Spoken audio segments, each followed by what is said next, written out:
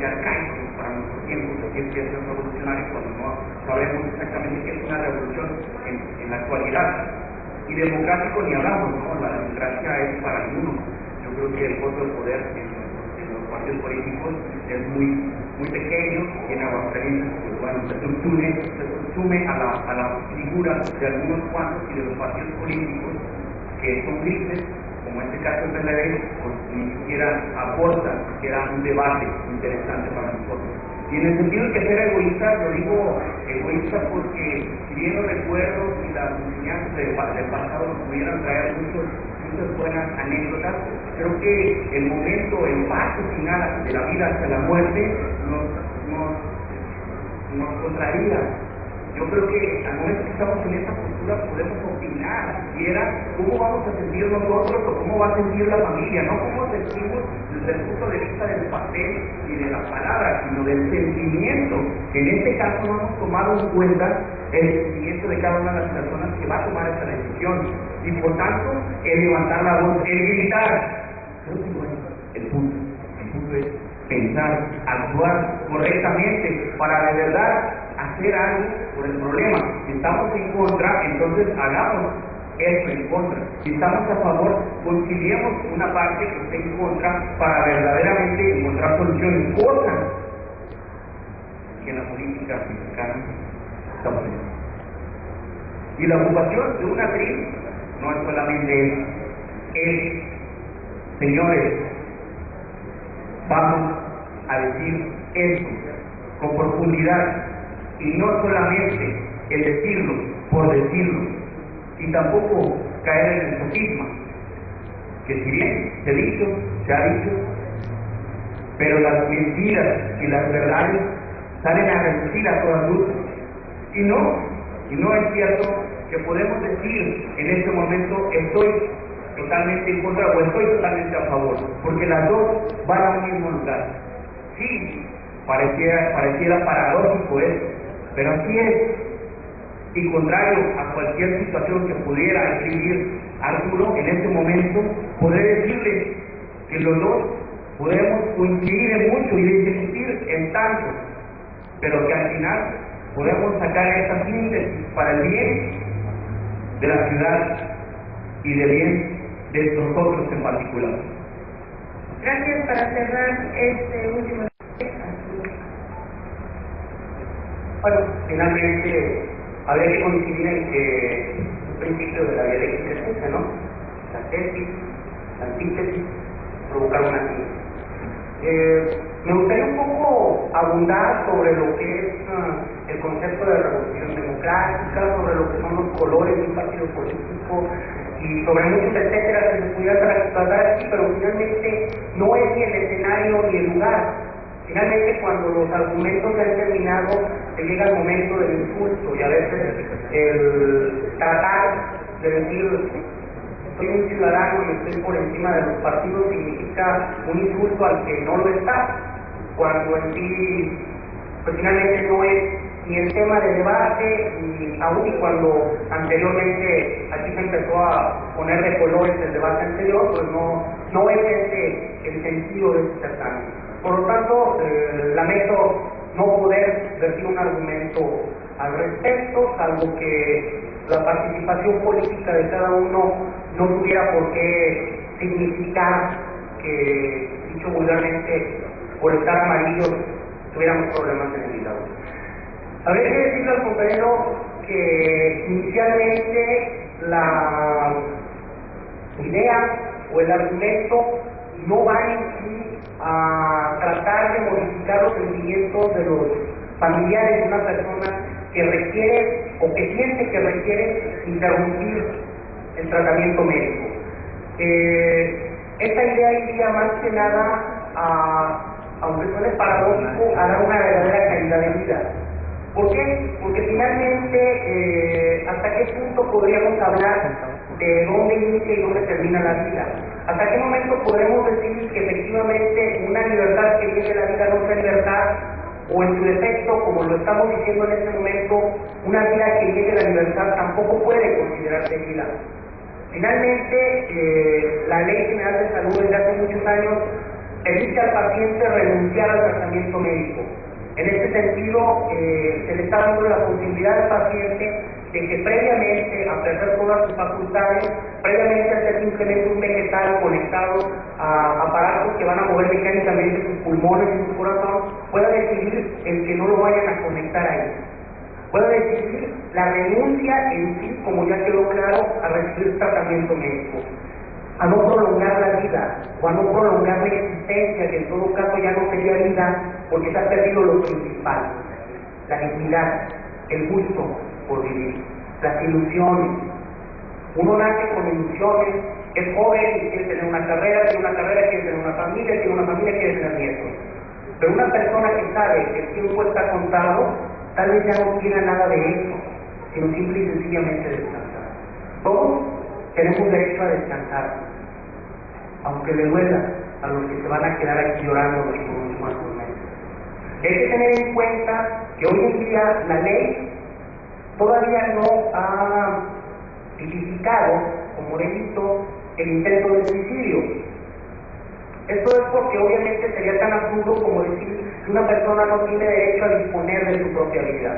O al menos aquí en México no se sabe de algún caso reciente donde alguna persona haya ido a la cárcel porque le falló el método con el que se quiso suicidar. Esto nos dice que efectivamente la ley es lógica, y como lógica que es la ley, no permite que semejantes absurdos, que llegan más allá de lo que la persona puede sentir o puede querer con su libertad personal, se puedan plasmar en la ley. Estamos hablando de una ley que protege la vida con dignidad, la muerte con dignidad, porque al final de cuentas hay que entenderlo. La vida es un derecho, pero no es una obligación. Y la vida, cuando ha dejado de ser vida y se ha convertido simplemente en existencia, tenemos todo el derecho del mundo a renunciar a ella. Así, esta renuncia sea simplemente pedir que no se alargue de más lo que no tiene por qué alargarse. La vida hay que protegerla, pero no el sufrimiento humano. ¿Sería acuerdo? Gracias, así concluimos primera ronda. A raíz de los últimos acontecimientos en las campañas políticas hacia la presidencia de la República, nos referimos concretamente a los momentos en los que la alternancia democrática parece vislumbrarse como una realidad. Se han venido dando en el país diversos escenarios. En ese sentido, y hablando de tales escenarios, la situación política del país ha llegado a un extremo en el que resulta casi insostenible. De ser hace 100 años un país no apto para la democracia, pasa a convertirse en una democracia no apta para el consumo humano.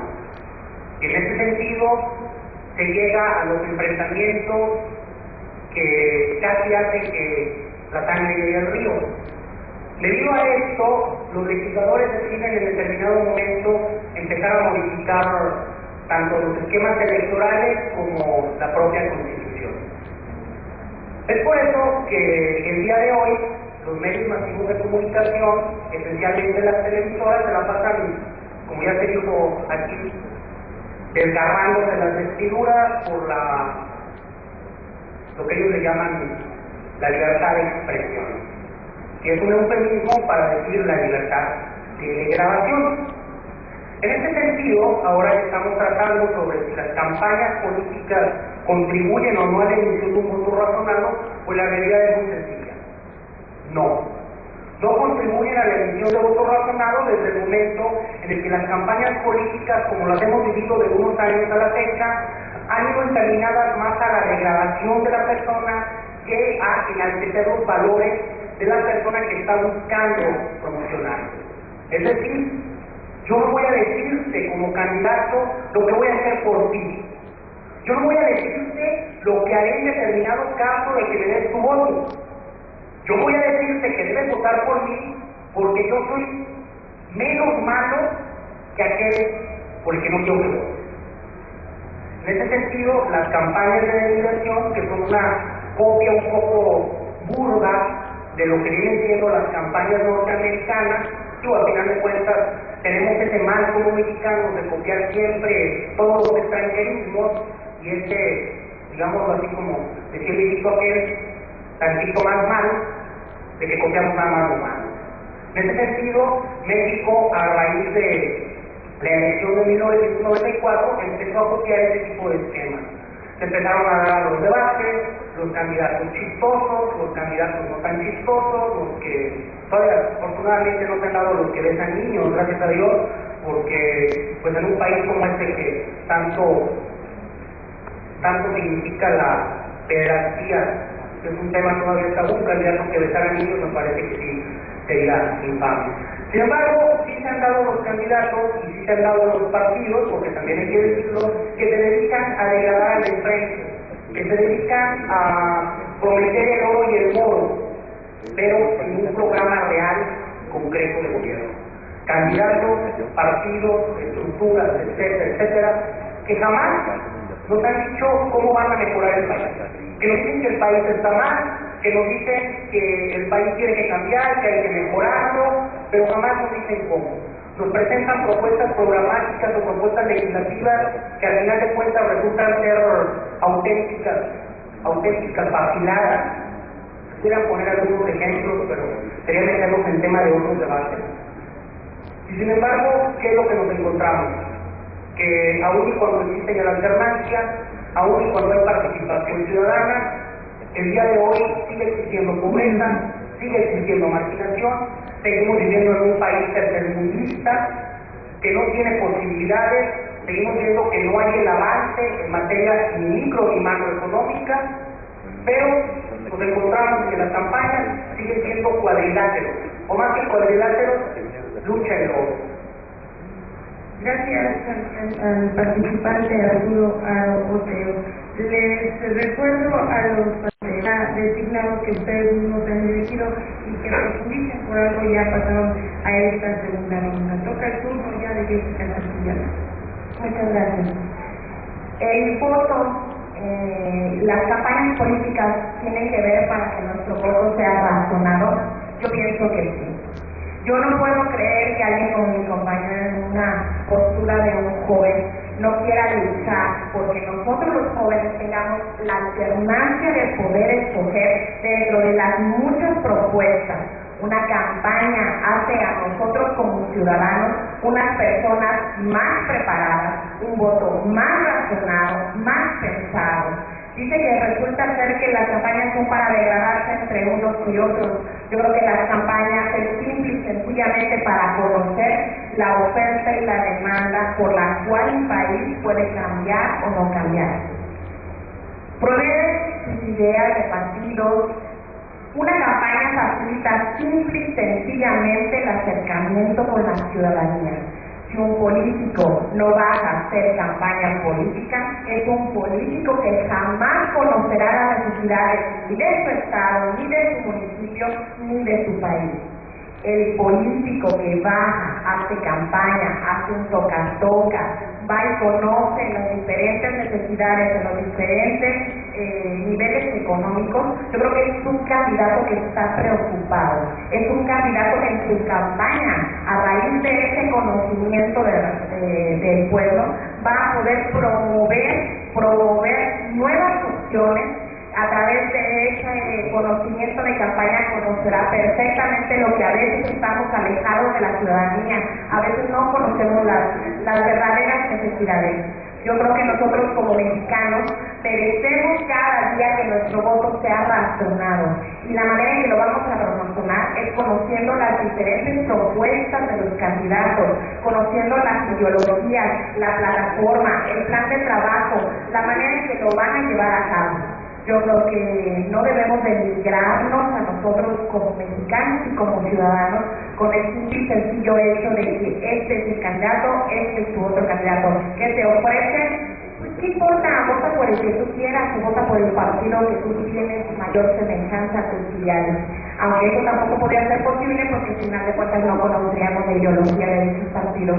Las campañas políticas son importantes para que nosotros razonemos nuestro voto, conozcamos de fondo a la persona que nos va a representar, que nos va a llevar a que nuestro crecimiento micro, macroeconómico sea mayor. Si no existiera ese acercamiento, un político jamás podría llevar a cabo a crecer a un país. Gracias, Jessica. La segunda participación de Arturo.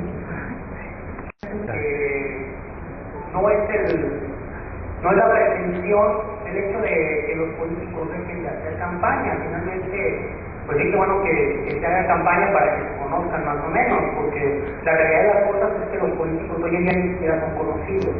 Hoy en día es un pequeño grupúsculo en cada partido el que llega, se apodera de tal partido y nada más le van dando la vuelta. En ese sentido podemos mencionar a cuando menos 2 diputados locales que están hoy en día en la Cámara y que estuvieron descansando los 3 años anteriores, pero porque ya habían sido diputados.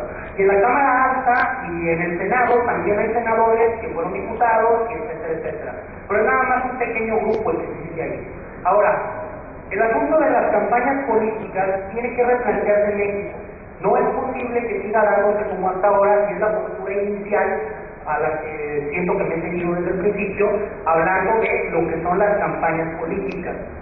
Podemos decir que estas campañas políticas son capaces de generar un voto razonado cuando en determinado momento llegamos a tener la presidencia de la República Vicente Fox. Podríamos hablar de eso cuando todo ese tipo de votaciones que se han venido dando nos han traído auténticos engendros malformados en cuestión de legislación. Podemos hablar de eso cuando, por ejemplo, hoy en día ya no sabemos de quién cuidarnos más, si de los retenes policíacos o de los retenes militares, o de los retenes que no son ni policíacos ni militares, pero que parecen las dos cosas y nada más nos van a secuestrar. A final de cuentas, nos habla la compañera de que un político debe bajar para el pueblo, para poder entender las necesidades que hay.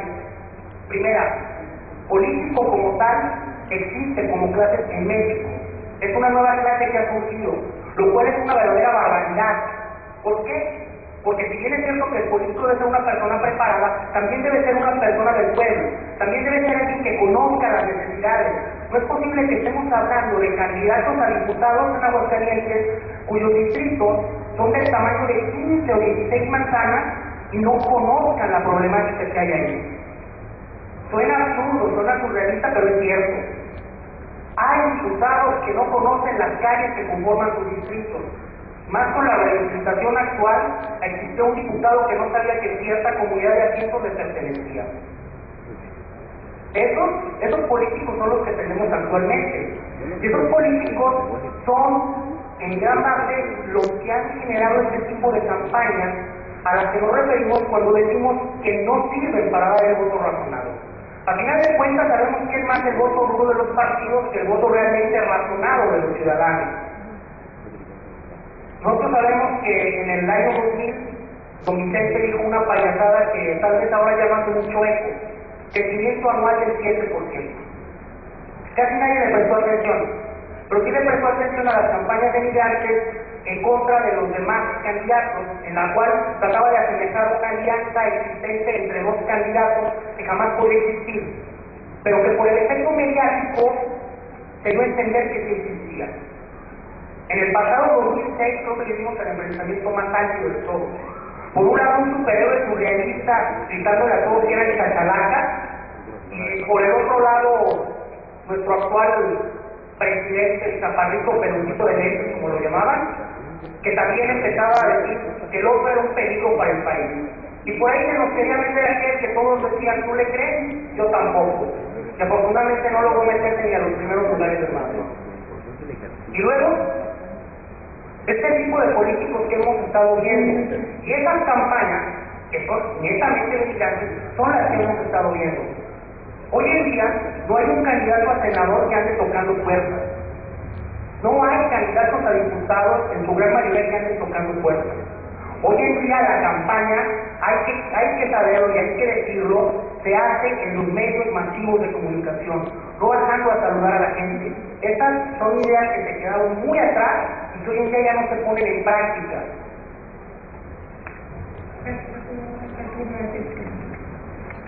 Mi compañero dice que las campañas políticas no les gustaría ser dedicados solamente a descalificarlos. Yo razonaría mi voto en base al trabajo. No dice que solamente el trabajo de un político sea el bajar a una colonia, conocer sus 15 o 16 manzanas. Yo creo que hay gente preparada, hay gente que lo ha demostrado que al cabo del tiempo es como va conformando su trabajo. Las campañas políticas, yo creo que al final de cuentas no debemos de menospreciarnos a nosotros mismos. Es a través de los medios de comunicación, sí es verdad, no todos tenemos acceso a esos medios de comunicación. Y la gente que tenemos acceso a los medios de comunicación, de verdad, damos gracias que podemos entrar a internet, que podemos prender la televisión, escuchar las noticias, comprar un periódico, leer una revista, o simplemente sentarnos a platicar sobre los temas, gracias a la información que se puede ofrecer a través de las campañas políticas y por el cual se puede sentar hoy en día en una mesa de jóvenes a debatir por qué te gusta tal y cual candidato, con base, con trabajo, con proyectos. Tu voto en este momento se vuelve razonado, está justificado. Ya el político no llegó nada más por dedazo, el político llegó porque tiene un proyecto, tiene un plan, tiene una programación a seguir. Todo eso encierra que al final de cuentas nuestra decisión, y el día de hoy a nosotros jóvenes nos corresponde conocer todo acerca de todo y cada uno de los candidatos para que efectivamente cuando yo voy y acudo a la urna a votar, mi voto es totalmente consciente, con el pleno conocimiento de que al candidato que le estoy otorgando mi voto es que conozco plenamente su trabajo, conozco plenamente sus metas, sus objetivos y por ello lo emito, porque estoy convencida, porque creí en él. Si este candidato no tuviera una campaña política y solo me parara a elegir un voto sin conocer absolutamente nada de él, pues sería muy lamentable. Hay colonias que 15, 16 manzanas no conoce el candidato a las colonias, pues más triste es que hay colonias que el candidato baja y mucha de la gente no le interesa. Y gracias a que hoy en día los candidatos bajan, la gente conoce a su diputado físicamente. Puede llegar y decir, tú eres el diputado de mi distrito porque yo vi tu tríptico, yo vi cuando hiciste una sesión para dar a conocer tu plan de trabajo. Gracias a esas campañas, la señora, la ama de casa, el joven, el señor, puede conocer qué le puede ir a exigir en este momento a la persona que eligió como su gobernante, como su diputado, como su presidente. Yo creo que no debemos denigrarnos a nosotros jóvenes y agradecer de antemano que exista toda esta apertura de comunicación para conocerlos y que existan las campañas políticas y no nos están engañando, nos están demostrando qué es lo que nos quieren ofrecer y la razón por la cual lo decidimos es en base a lo que ofrecen. Sería muy interesante que efectivamente pudiéramos llegar a colonias, por llamarlo de una manera eufemística, como los pericos, y que ahí alguna de las personas que se encuentran viviendo en condiciones infrahumanas pudiera decir, sí, tú eres mi candidato, tú eres mi diputado, te reconozco gracias al tríptico de 2 pesos con 50 centavos que tiraste a razón de 2,000 o 3,000 por tarde. Estamos hablando de campañas caras, estamos hablando de campañas degradantes y que además no sirven para dar un voto razonado porque las simples cifras de abstencionismo nos lo están diciendo. Estamos hablando de que las cifras oficiales nos ubican entre el 40 a 45% en elecciones intermedias y del 30 al 37% en elecciones grandes. Aquí estamos hablando de que si hay un abstencionismo mayor al 10%, y lo han dicho los estudios estadísticos y los estudios de teoría política, estamos hablando de que no está votando la población como debe de votar. Esto es una realidad que se da en México y que se ha dado desde hace mucho, y que no se ha cambiado ni con este tipo de campañas, ni con las campañas anteriores, donde afortunadamente para corregir el problema votaban las personas que ya habían fallecido. En esta ocasión estamos hablando de que de una o de otra manera las campañas que se están dando, aunque no lo queramos a veces entender o aceptar, no es tanto que se tienda a la idea de dejar de hacer democracia, de dejar de hacer vida política, no, todo lo contrario. El problema es que hoy en día la vida política se encuentra atrapada solamente por pequeños grupos, que son los que tienen los partidos, la participación ciudadana no existe, y la realidad de las cosas es que hoy en día lo que nosotros necesitamos es que la política se purifique, que se santifique, que empiece a ciudadanizarse realmente. Pero para eso, ¿qué necesitamos? Pues primero que nada, que no existan ese tipo de campañas de migrantes. Segundo, que no existan ese tipo de campañas tan caras como las que hay hoy en día. Y sobre todo que lo que se permita sea una verdadera campaña política, no un verdadero Big Brother electoral. Porque eso es lo que hemos estado viendo. ¿A quién le gusta determinada desviación neuronal y quién todavía no la tiene, pero ya está teniendo ideas de la Italia de la Segunda Guerra Mundial? Eso es lo que estamos viendo lamentablemente. Tienes más, tienes menos, pero nunca nos da de un programa. No vale nada más venir a decir, sí, es que sí, cuando sabemos que efectivamente los diputados, los candidatos a diputados, jamás nos dicen en qué van a legislar. Que al final de cuentas llegan y tampoco ellos saben en qué van a legislar. Es más, algunos no saben ni siquiera qué van a legislar.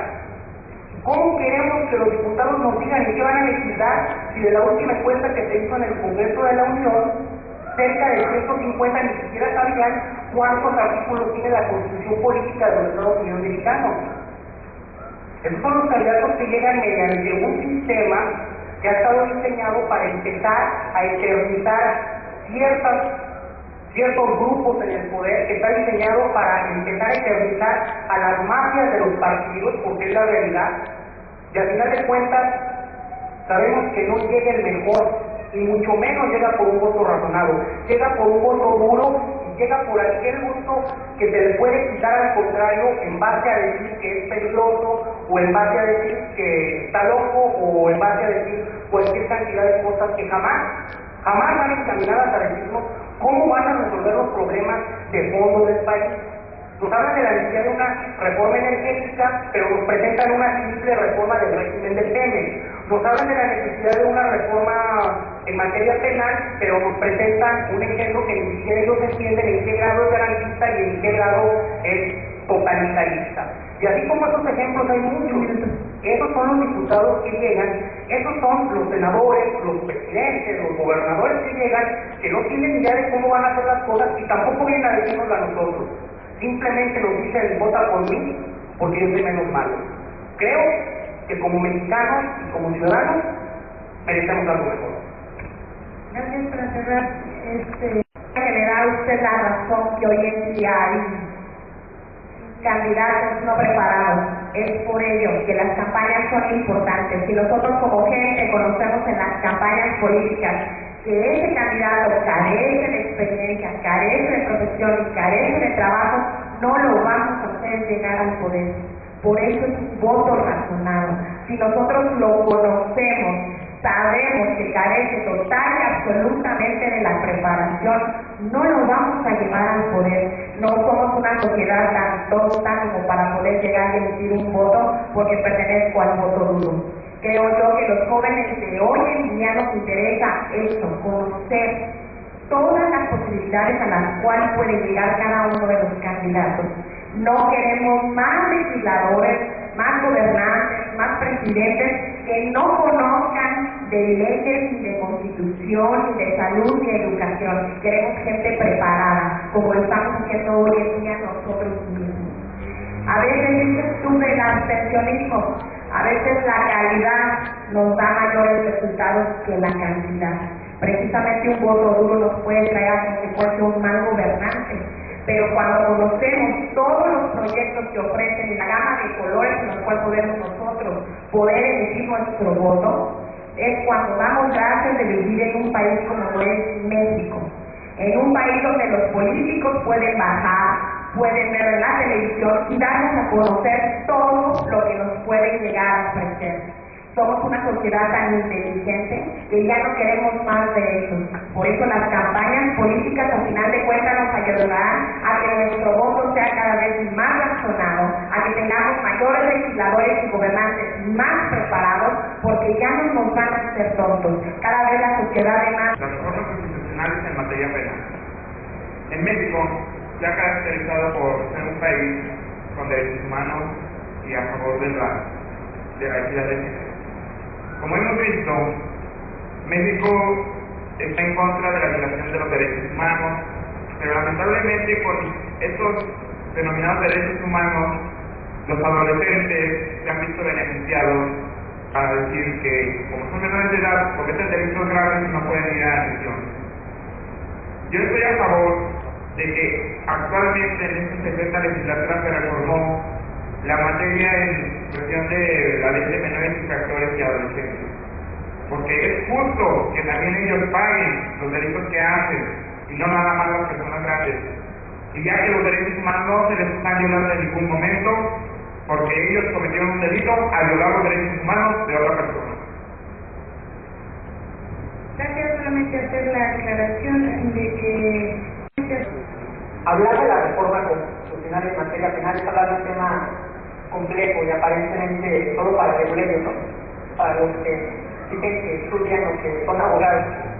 Pero no, porque es algo que toca directamente a la sociedad, que toca a todos los individuos que conformamos la sociedad de manera profunda, porque estamos hablando de la posibilidad o no posibilidad que tengan las autoridades de mermar nuestros derechos de manera más o menos fácil.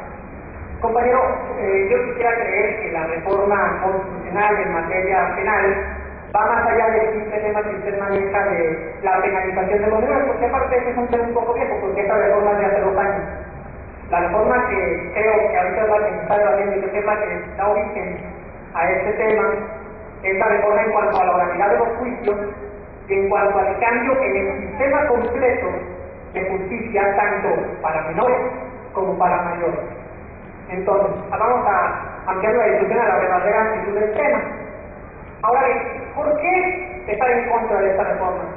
Porque parece ser una reforma con un sentido meramente mediático, de lo políticamente correcto, de lo que aparentemente todo el mundo está a favor y nadie en contra. La oralidad de los electorales, que aparentemente, todo aparentemente sea tan rápido. Pero, ¿cuál es la verdad? La verdad es que si abrimos esta caja de Pandora, nos vamos a encontrar una serie de situaciones en las que el ciudadano, el individuo, va a ver violada su garantía más básica, la garantía de la seguridad jurídica, de saber qué es lo que está pasando conmigo. Ahorita hay un vacío legal y constitucional tremendo, dado que la Constitución ya cambió. Esto, tristemente, estos fueron debates no se llevaron a cabo antes de la reforma, se llevaron a cabo después de la reforma. Y entonces no podemos estar debatiendo aquí sobre lo que ya es, no por lo que pudiera o debiera haber sido esta reforma. En la concretización de lo que la reforma es hoy en día, podemos encontrar que, bueno, de entrada hay que tapar un mito. No se está hablando de juicios de jurados, se está hablando de juicios orales.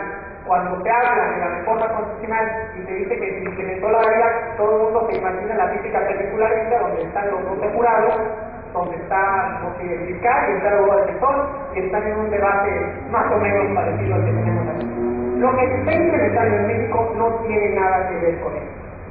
Se pretende, simplemente, que lo que antes se llevaba por escrito, dejando constancia de ello, dejando constancia para apelaciones, dejando constancia para que en un futuro siempre quede el precedente de lo que ahí pasó, ahora se lleve de manera oral, que las palabras se las lleve el viento, sin dejar constancia ni seguridad jurídica para que los individuos que son juzgados puedan en un momento dado defenderse, puedan defender sus derechos y puedan dejar una constancia, ya sea a través de las apelaciones o de los juicios de amparo, de lo que realmente aconteció en este juicio.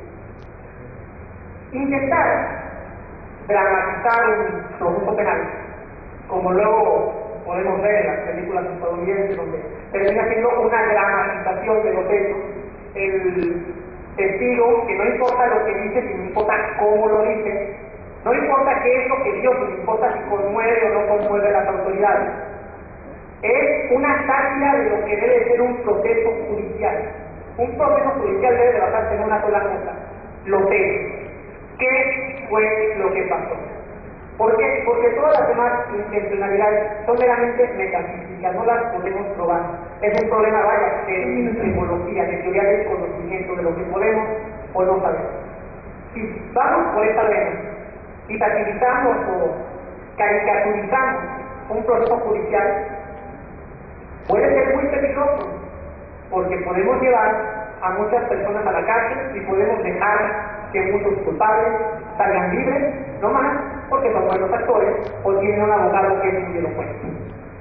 Y los hechos no contagian. Es cuando contagian. No se debe la forma penalización, ya que se trabaja con los juicios orales, lo cual ha sido efectivo porque en lugar de quedar en papel, quedan en video. Lo hemos visto también que han sido más efectivos. Y aparte aquí en México se debe implementar que si es inocente hasta que se demuestre lo contrario, y no al revés, que pase 5 años en prisión o lo que tenga que pasar, y hasta después de tanto tiempo se diga que es inocente y nada más con una simple disculpa. Ya que aquí en México debemos de modernizarnos, tal vez implementando materias penales como en otros países, debemos de avanzar hacia adelante. Yo estoy a favor de que se reforme, yo estoy a favor. ¿Por qué? Porque simplemente lo estamos viendo, no funciona este sistema penal y es más factible un juicio oral que donde se lleve mediante papeleo, en el cual haya el método de corrupción para poder presentar las pruebas que ellos quisieran. Gracias. No, fíjate. Constitución Política de los Estados Unidos Mexicanos, artículo 14. Este artículo no ha sido tocado desde 1917. Nadie podrá ser privado de la vida, de la libertad o de sus propiedades, posesiones o derechos, sino mediante juicios seguidos ante los tribunales previamente establecidos en que se cumplan las maneras de defender del procedimiento. ¿Qué es esto para los abogados? Es la garantía de inocencia. Nadie puede ser privado de sus cosas hasta que se demuestre lo contrario en un juicio. La garantía de inocencia como tal siempre ha estado puesta en los procesos penales mexicanos. Una cosa es que no tengamos el enunciado tal cual como lo tienen en Estados Unidos, de que nadie es culpable hasta que se demuestre lo contrario. Pero en México, en el sistema legal mexicano, siempre ha estado presente. Y si no, pues es que es muy difícil hablar de eso. No he cobrado mi compañero, pero yo sé que no es culpa de perdón. A lo que voy. Si tú manejas en un juicio penal lo que se llama la carga de la prueba, ¿quién tiene que probar las cosas? Y en un juicio penal, la carga de la prueba recae en la autoridad ministerial y en el Ministerio Público. ¿Qué quiere decir esto? Quiere decir que si un individuo dice, yo no hice esto, el individuo no tiene que probar nada. Él es inocente hasta que se le demuestre por la autoridad ministerial lo contrario, hasta que la autoridad ministerial le demuestre que hizo la cosa de la que se le está acusando. Esa es la garantía de no culpabilidad en el sistema jurídico penal mexicano. Así es como se ha manejado siempre, y si te fijas, no es más que decir con otras palabras lo que se dice en Estados Unidos de que nadie es culpable hasta que se le demuestre lo contrario. Cosa muy diferente, me imagino que tu argumento irá por el lado de lo que tiene que ver con las cauciones para que personas salgan en libertad. Y ahí estamos entre el viejo dilema de la seguridad contra la libertad. ¿De qué estoy hablando? Una persona, ¿cuándo tiene derecho a recibir la libertad bajo caución? Porque en esto somos muy literales. De repente podemos oír el mismo caso narrado por dos personas, pero dependiendo de cómo se lo narre, tú o te compadeces del pobre delincuente o pseudo-delincuente o persona que está acusada, y por el otro lado, si te lo cuenta otra persona, tú pides que lo metan a la cárcel. Ese es un falso dilema. ¿Por qué? Porque por un lado, está diciendo, no, que lo dejen en la cárcel, no, que no le den, que no lo dejen salir bajo caución. Y por el otro lado, ¿cómo es posible que le violen sus derechos y él es inocente hasta que se le demuestre lo contrario? Entonces, depende mucho del sofisma que utilicemos para narrar un caso concreto y la literalidad con la que nos manejemos a la hora de racionalizar los hechos, cómo es que se va a dar o no una situación. Pues debemos de tener mucho cuidado con esto, porque el tipo de literalizar o no literalizar, o de cómo se cuentan las cosas, influye mucho en la opinión pública, que es de donde ha surgido este tipo de debate. Bueno, ¿qué más? Habla de Chihuahua. Sí, ciertamente se han dejado registros que pueden tener interés también en Nuevo León. Pero, si tú te fijas, esos videos lo único que hacen es dejar constancia de lo que ya se hacía en los procedimientos penales ordinarios. Las etapas son las mismas, exactamente las mismas. Todo lo que hace que la ahora queda violado, quizás podría ser algún adelanto, pero que tiene que dejar siempre la pena constante. ¿Por qué? Porque las imágenes siempre son interpretables. Giovanni Sartori habla del videopoder de las imágenes, de lo que una imagen se transmite, y de que una imagen convierte a los votantes, al hombre que piensa en el hombre, el hombre que nada más ve.